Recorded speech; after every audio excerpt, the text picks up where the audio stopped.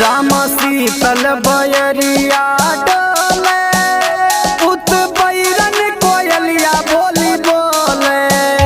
राम शीतल बयरिया डोले, उत बैरन कोयलिया बोली बोले। हरे रामाया ना कृष्ण मुरारी बदरिया छाई रे हारी।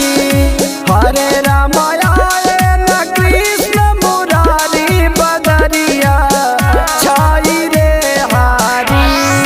हरे राम भादो रे नयनियारी बदरिया छाई रे हारी।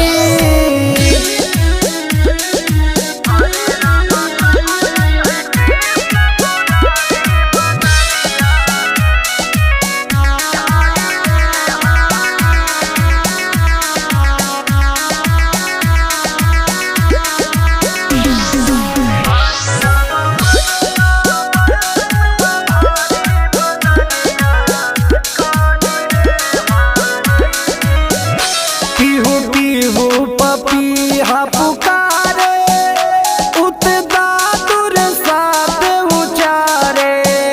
पीहू पीहू पपीहा पुकारे, उत दादुर साथ उचारे।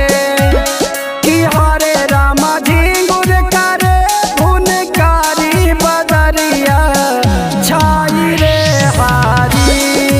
हरे राम झिंगुर करे भुनकारी बदरिया छाई रे हारी। हरे राम भादो रे नयनियारी बदरिया छाई रे हारी।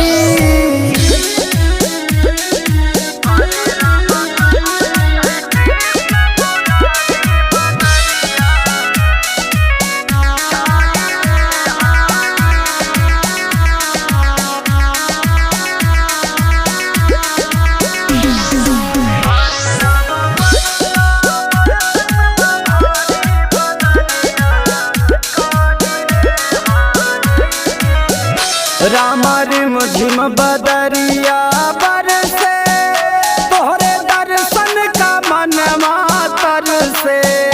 राम रिम झिम बदरिया